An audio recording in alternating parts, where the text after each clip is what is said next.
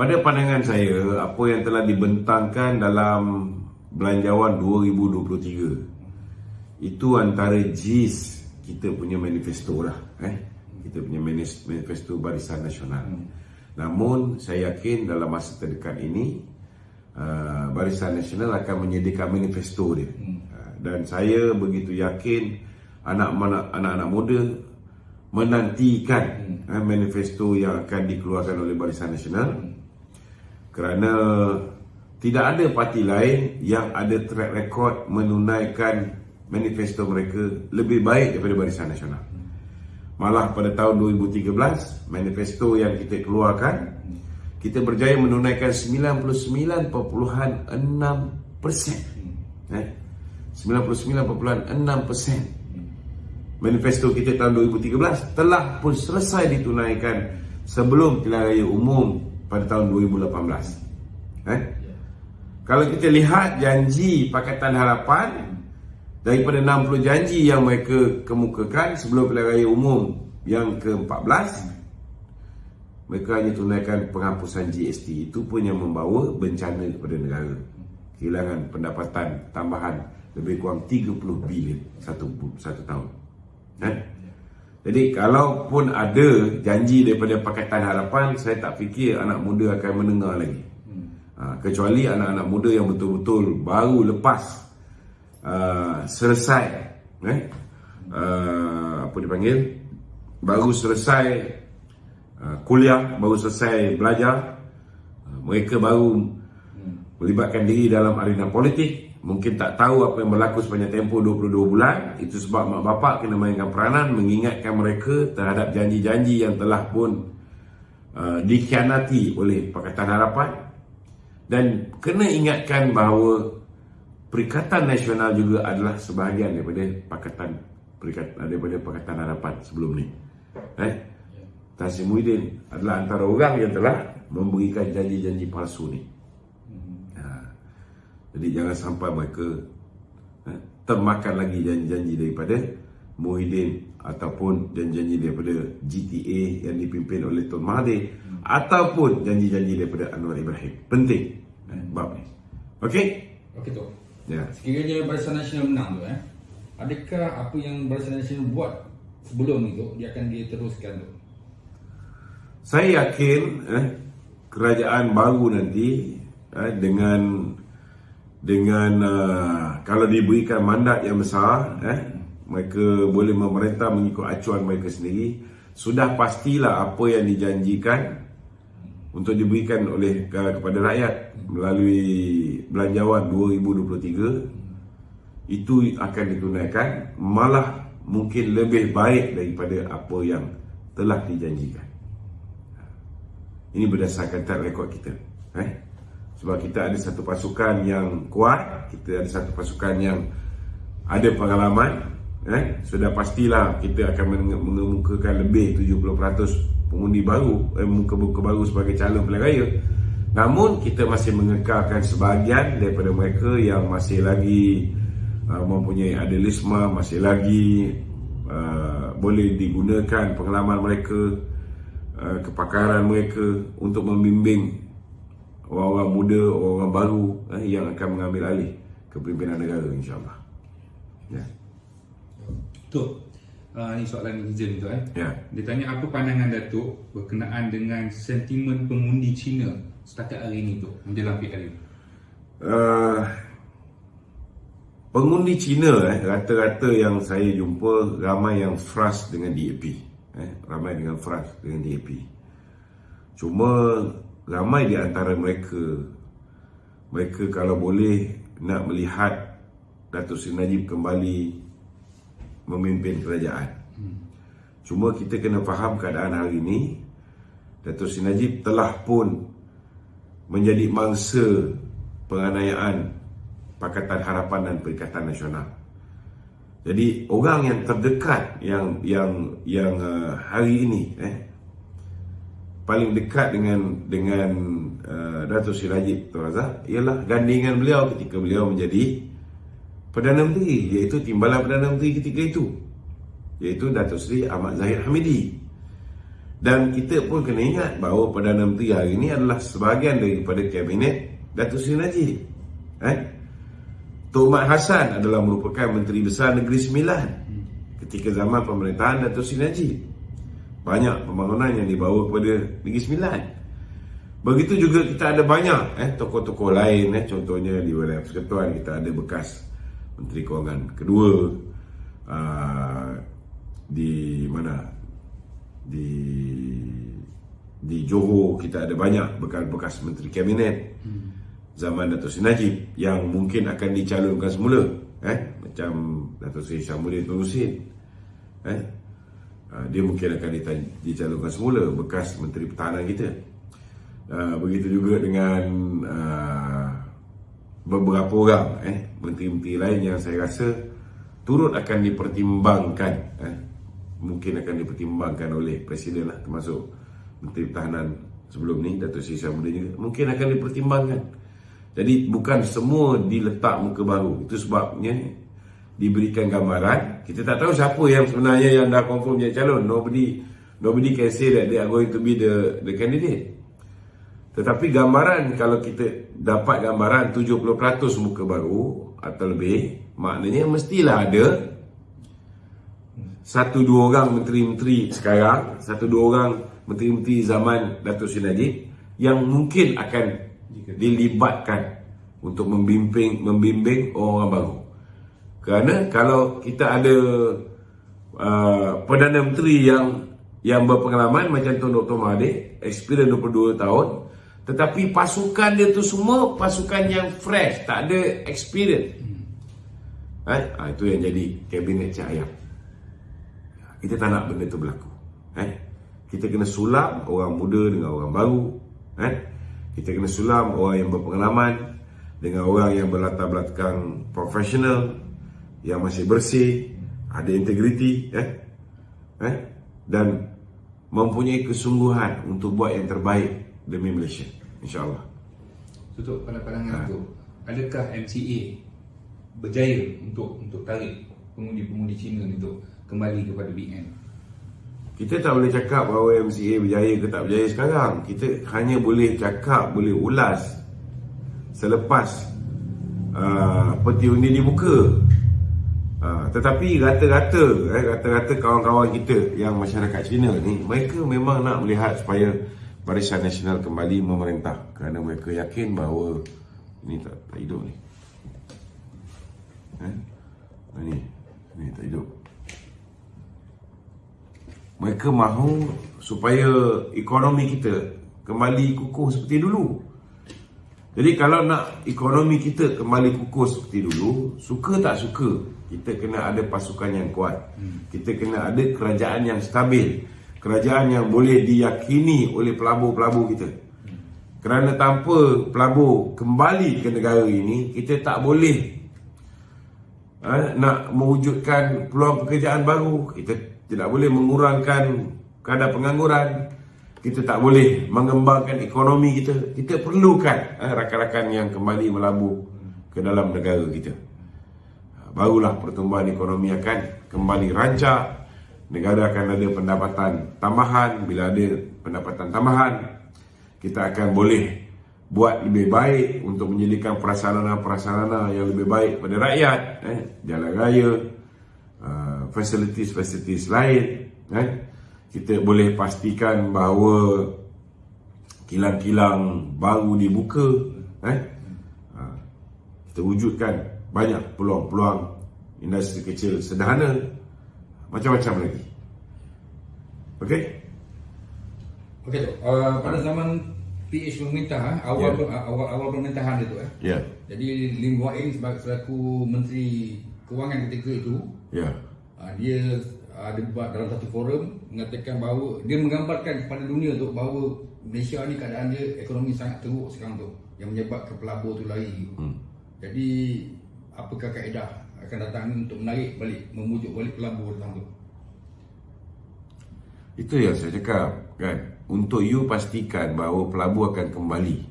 Orang kalau nak letak duit dalam negara ni, kalau orang nak letak duit dalam sebuah syarikat, nak buat pelaburan, dia kena pastikan syarikat itu berdaya maju. Syarikat itu dipimpin oleh orang yang boleh dipercayai, orang yang boleh manage duit mereka dengan baik, orang yang tahu macam mana nak diversify dia source of income. Duit yang sikit tu macam mana boleh digandakan, dan cara nak menggandakannya mestilah syarikat itu ditadbir oleh orang yang tahu macam mana nak buat duit, macam mana nak cari peluang, macam mana nak gunakan peluang sedia ada, sama ada peluang dalam negara, peluang luar negara, untuk mendatangkan hasil kepada syarikat. Sama jugalah dalam kerajaan. Kalau kerajaan itu tidak stabil, itu punca dia. Itu sebabnya moto Barisan Nasional kali ini ialah kestabilan demi kemakmuran. Kalau tidak ada kestabilan, tidak ada kestabilan politik, tidak ada kestabilan keselamatan, tidak ada kestabilan dalam bentuk kehidupan rakyat, boleh hidup dalam suasana yang kondusif, tidak ada perpecahan kaum, tidak ada isu-isu rasism yang sentiasa berkumandang seperti mana zaman PH pemerintah. Jadi tidak akan wujud kestabilan. Bila tidak ada wujud kestabilan, orang tak akan masuk ke dalam negara ni. Bila investor masuk, ianya akan menyebabkan bukan hanya pelaburan masuk, bukan hanya peluang pekerjaan wujud, ianya akan mengukuhkan kedudukan ringgit itu sendiri. Maka masalah rakyat berhubung dengan kenaikan harga barang, terutamanya barang-barang yang diimport, barang tempatan pun banyak juga elemen-elemen. Mungkin ada 13-14 item untuk selesai siapkan satu barang. Ada juga 1-2 barang yang datangnya daripada luar. Selagi mata wang kita berada di tahap yang rendah berbanding dengan US dollar, maka apa juga yang kita beli, kita akan beli lebih mahal daripada sebelum ni. Jadi bila investor ni masuk, dia bawa duit negara mereka, bawa euro, bawa pound sterling, bawa US dollar. Bila dia masuk sini, dia nak melabur, dia nak buka kilang, dia nak invest di Bursa Saham Kuala Lumpur, dia kena tukar kepada ringgit Malaysia.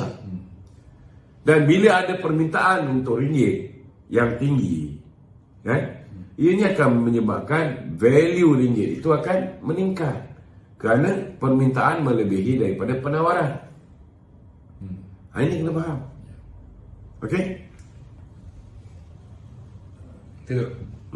Nak tanya pasal Anwar ni tu Anwar. Ni apa, kita dapat info daripada kawan-kawan bersatu lah. Ya. Anwar kata nak bertanding dekat Tambun tu. Ya. Tapi sebenarnya dia orang kata kerusi Batu Kawan tu sebenarnya dihaskan untuk Anwar. Maksudnya dia hanya membuat propaganda saja, cakap untuk bertanding di Tambun ni sebab dia orang ada rancangan untuk take over Perak tu. Macam mana? Batu Kawan tu bukan tempat DAP. Profesor Mansur. DAP tu. DAP. Yang dia ada India tu. Perempuan tu. Kalau kursi tu kursi DAP pun fikir 10 kali nak bagi kat Anwar Ibrahim ni. Tapi dia orang boleh swap lah. Apa pun bagi saya lah, bagi saya kita tak payah pening kepala sangat pasal fikir pasal Anwar Ibrahim ni. Contohnya kalau kat Tambun tu, kita berpakat je dengan PAS. Peja kalah kerana undi PAS tu, kalau dicampurkan dengan undi Barisan Nasional, Peja pun kalah. Peja 5,000 majoriti lah. Peja pun kalah. Di situ PAS pun dapat 14,000 lebih. Tinggi tu. Jadi kalau betul lah tak nak seorang peliwat negara menjadi Perdana Menteri, UMNO berpakat lah dengan PAS.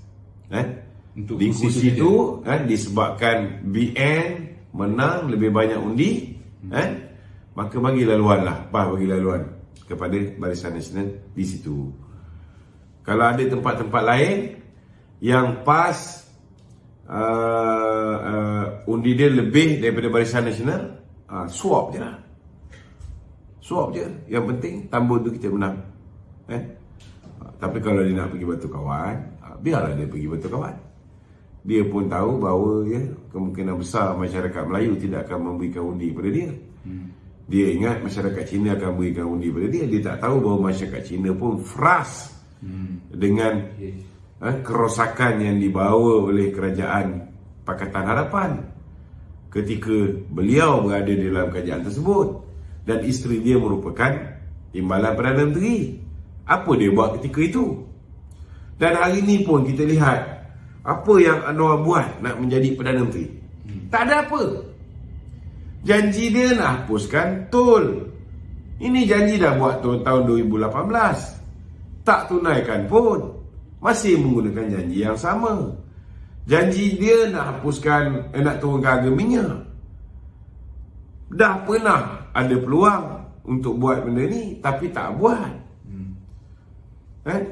Memang tak boleh buat. Hapuskan tol pun tak menguntungkan negara, lebih menguntungkan syarikat-syarikat pengangkutan. Hapuskan, turunkan harga minyak pun maknanya menambah subsidi. Subsidi tu akan pergi 70% kepada golongan M40 dengan top 20. Nikmat yang dinikmati oleh B40 hanya 30%. Untuk apa kita buat idea-idea bodoh Anwar Ibrahim ni? Balik-balik dia kata, dia tawarkan dia nak potong gaji dia. Kalau dia ambil gaji dia ambil RM1 macam dekat negeri Selangor dulu. Dia ambil gaji RM1 pun, lepas tu claim berjuta ringgit. Untuk apa? Ni ramai orang otak sempit tau. Solution yang mereka ada hanya potong gaji. Saya nak beritahu, kalau tawarkan kepada semua orang jawatan Perdana Menteri, tak ada gaji. Kalau katalah sebelum kita tawarkan, okey ni jawatan Perdana Menteri, siapa nak isi? 10 orang isi. Selepas dia orang ni semua dah isi, kita buat pengumuman, Perdana Menteri selepas ini tidak akan ada gaji 1 sen pun. Daripada 10 orang ni, berapa orang yang nak tarik diri? Aku percaya tau, yang 10 orang ni seorang pun takkan tarik diri. Sebab dia tahu kuasa sebagai Perdana Menteri itu lebih besar, lebih hebat, lebih mendatangkan keuntungan daripada gaji Perdana Menteri.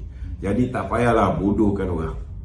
Berapa sen sangat kalau dia potong gaji dia tu boleh menyumbang kepada menyelesaikan masalah negara? Tak boleh. Biar kita bagi gaji siapa jadi Perdana Menteri, kita naikkan gaji 10,000 kali ganda. 10,000 tu banyak sangat lah. 10 kali ganda. Dengan syarat. Kalau tahun ni kita punya anticipated source of income, ataupun kita punya revenue yang kita anticipate boleh dapat untuk tahun ni, katalah 300 bilion.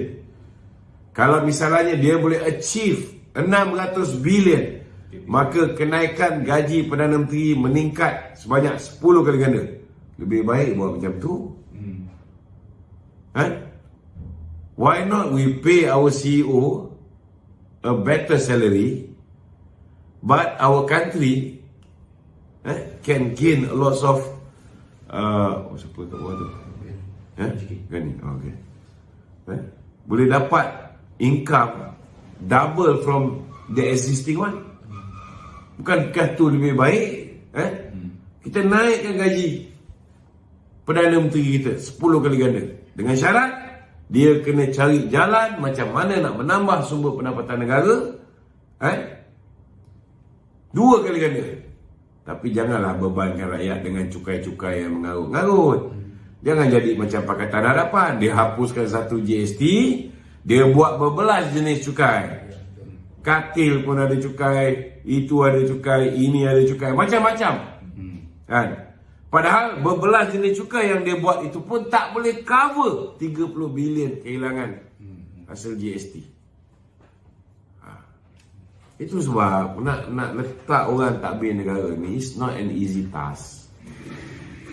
Pastikan orang yang kita letak untuk mentadbir negara, untuk jaga perbenaran negara, untuk mentadbir negara ni, mestilah orang yang betul-betul tahu macam mana nak buat kerja. Bukan hanya pandai cakap. Kalau pandai sembang macam Anwar Ibrahim ni, bercakap berapi-api, tapi tak boleh deliver satu apa pun, tak guna. Tak guna. Lebih baiklah diam, tak cakap banyak. Tetapi kita boleh tengok indeks prestasi ekonomi negara kan, dari segi bursa saham Kuala Lumpur paling tinggi dalam sejarah. Dari segi foreign direct investment paling tinggi dalam sejarah. Kenaikan nilai ringgit mencanak naik. Kadar defisit dapat diturunkan saban tahun. Our competitiveness index dapat ditingkatkan. Dari segi nak menjadikan Malaysia sebagai destinasi pelancongan, kita dapat naikkan ranking kita. Dari segi nak menaikkan ranking kita di mata masyarakat antarabangsa sebagai negara yang business friendly, kan, dapat naik. Yang itu yang sepatutnya kita kejar, kan. Dari segi mutu pendidikan, kan, kita dapat kembalikan negara kita ni, universiti-universiti kita ni menjadi universiti-universiti yang mempunyai taraf dunia lah senang kita. Kalau tak dapat top 10 pun dapat top 20. Sampai bila nak duduk bawah 100 ni? Betul tak? Ini sepatutnya target kita.